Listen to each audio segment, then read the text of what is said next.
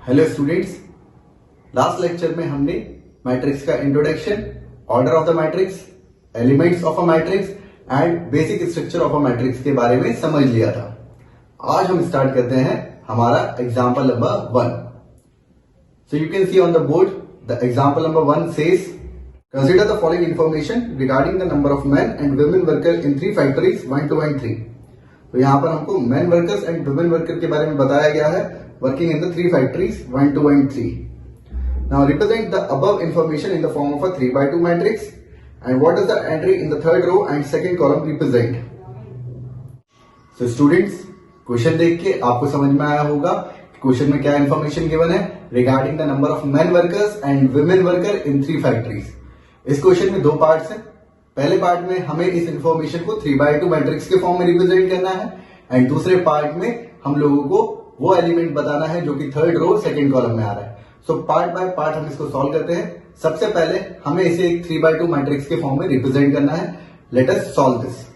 सो 3x2 matrix से आपका मतलब होता है कि आपको एक ऐसी मैट्रिक्स बनानी है जिसका ऑर्डर कितना है 3x2। Let us name the matrix as A। तो इस मैट्रिक्स में 3 रोज होने चाहिए एंड 2 कॉलम्स होने चाहिए। 3 rows and 2 columns. So let us try to make a general structure of it. So 3 rows कैसे दिखेंगे? रोज का मतलब होता है horizontal line. So R1, R2 and R3 ये हमारे 3 रोज रहेंगे and there will be 2 columns C1, C2। So ऐसा एक स्ट्रक्चर हमको देखने को मिलेगा अगर हम 3x2 का एक मैट्रिक्स तैयार करें तो। So this is how we draw 3x2 matrix. इसका ऑर्डर हम यहां पर लिख देते हैं। Okay, this matrix will have how many elements? 6 elements. अब हमें इन 6 एलिमेंट्स की जगह पे इनकी रिस्पेक्टिव वैल्यूज पुट करनी है। Now look at the question once again और देखें कि क्या क्वेश्चन में जो वैल्यूज गिवन है वो इस जगह पे आ सकती हैं या फिर उन वैल्यूज को हमको रोटेट करके रखना पड़ेगा। So as from the question we can see that all the values given are according with this structure. So हम कुछ नहीं करने वाले, हम वो डायरेक्ट वैल्यूज उठा के लाके यहां पर सब्स्टिट्यूट कर देंगे। So we are going to now write down the values here. So the first value is 30, second value is 25, the value of A21 is 25. Here the value will be 31, 27 and 26.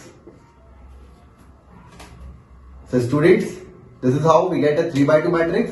जो information हमें given थी हमने उसको 3x2 के form में लिख लिया। अगर इस क्वेश्चन में हमसे इंफॉर्मेशन को 2x3 फॉर्म में रिप्रेजेंट करने को कहा जाता तो 2x3 मैट्रिक्स बनाने के लिए हमें इसके नंबर ऑफ कॉलम्स एंड रोज को इंटरचेंज करना पड़ता, मींस इस मैट्रिक्स को रोटेट करना पड़ता। Then we would have got a 2x3 matrix. तो सबसे पहले आपको ऑर्डर समझना है, उस ऑर्डर के हिसाब से एलिमेंट्स को अरेंज करना है। क्वेश्चन में जो भी एलिमेंट्स थे हमने उनको 3x2 के फॉर्म में अरेंज कर दिया है। सेकेंड पार्ट में हमसे पूछा जा रहा है what does the element in the third row second column represent. So वो एलिमेंट देखते हैं जो थर्ड रो सेकेंड कॉलम में आ रहा है। So in the third row and second column the element is 26. Now from the question देख के बताएं कि वो 26 है क्या। So from the question we can say that 26 is the number of women worker working in the factory number 3rd। Hence ये हमारा इस क्वेश्चन का सॉल्यूशन है। Now moving on to example number 2। Question आपके सामने है If a matrix has 8 elements, what are the possible orders it can have? इस type के क्वेश्चन हम लोग हमारे इंट्रोडक्शन लेक्चर में देख चुके हैं। एक और बार हम इस क्वेश्चन को समझ लेते हैं। So the number of elements given to you are 8। Number of elements जो हमारे पास है, number of elements is equals to 8 and हमसे पूछा जा रहा है ये 8 एलिमेंट्स को अरेंज करने के लिए आप जो मैट्रिक्स बनाएंगे उनका ऑर्डर क्या क्या हो सकता है। So what are the possible orders the matrix can have for number of elements equals to 8। So आपको एक मैट्रिक्स के अंदर 8 एलिमेंट्स को रखना है। अब आप ये देखें कि आप किस किस ऑर्डर के मैट्रिक्स बना सकते हैं। सो बहुत ही आसान सा क्वेश्चन है। You have to just look at the two numbers which on multiplication will give you 8। ऐसे दो नंबर्स ढूंढ के लेके आने हैं जो मल्टीप्लाई करने पे आपको 8 दे दें। So the solution is, how can we get 8? So 8 आपको मिलेगा 1 into 8 करने पर, या फिर 2 into 4 करने पर, या फिर 4 into 2 करने पर, या फिर 8 into 1 करने पर। So the total number of possible orders the matrix can have is 4 possible orders. Therefore, the answer to this example is 4 orders we can have for a matrix having 8 elements. Now, in example number 3, we have the question as construct a 3 by 2 matrix whose elements are given by Aij is equals to half of mod I minus 3j. So students, यहां पर हमें एक 3 by 2 matrix बनानी है जिसमें element की जो value है वो इस फॉर्मूले को यूज करके आएगी, Aij is equals to half of mod I minus 3j. So let us prepare a 3 by 2 matrix. So given order है हमको, order given to us is 3 by 2. So let us form a general matrix. So general matrix order 3 by 2 की हमको कुछ इस तरीके से दिखेगी. It will have 3 rows, R1, R2, R3, and it will have 2 columns, C1, C2. Total it will have 6 elements. This is the first element belonging to row 1 and column 1, therefore it will be A11. इस element को हम लिखेंगे A12 क्योंकि ये पहले रो दूसरे column में आ रहा है. इसको हम लिखेंगे A21, इसको हम लिखेंगे A22, this will be A31, this will be A32. So this is how a 3 by 2 matrix will look like. एक 3 by 2 मैट्रिक्स कुछ इस तरीके की दिखेगी. Now formula for the element is given by Aij is equals to half of mod of I minus 3j.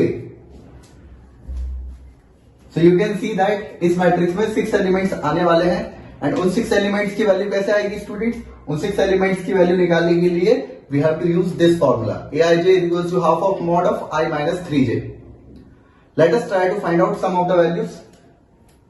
यहां पर जो I है वो होगा फर्स्ट नंबर एंड J होगा वो होगा second number. So what you have to do, you have to substitute the values of I and J.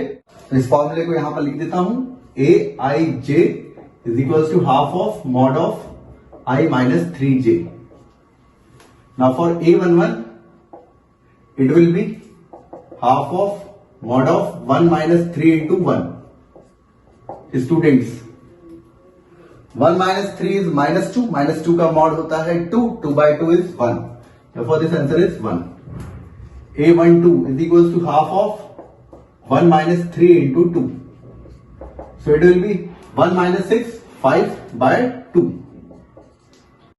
A21 is equals to half of I की जगह पे हम लिखेंगे 2 minus 3 into 1. So it will be 2 minus 3 minus 1 by 2. It is 1 by 2. A22 will be equals to half of 2 minus 3 into 2. Half of 2 minus 3 to the 6 minus 4 by 2. It is equals to 4 by 2. 4 by 2 होता है 2. A31 will be equals to half of 3 minus 3 into 1. So it will be 0. And A32 will be equals to half of 3 minus 3 into 2. So 3 minus 3 to the 6. 3 minus 6 minus of 3. So it will be 3 by 2. So students, you can see that I और J की respective values अगर हम इस फॉर्मूले में रखते हैं तो हमें ये सारी वैल्यूज मिल रही हैं. Now we were supposed to form a matrix जिसका एलिमेंट ये हो. So what we have to do now? We have to substitute all these values here. So मैं यहां पर से ये वैल्यूज हटा देता हूं और इनकी जगह पे जो भी इनका आंसर आया है उसको सब्स्टिट्यूट करूंगा. Therefore the answer is, substitute the value first. A11 की वैल्यू है 1. A12 की जगह पे 5 by 2 रखेंगे हम. Then it will be half, it will be 2, it will be 0 and it will be 3 by 2. So this is our required answer. The matrix A is our required answer.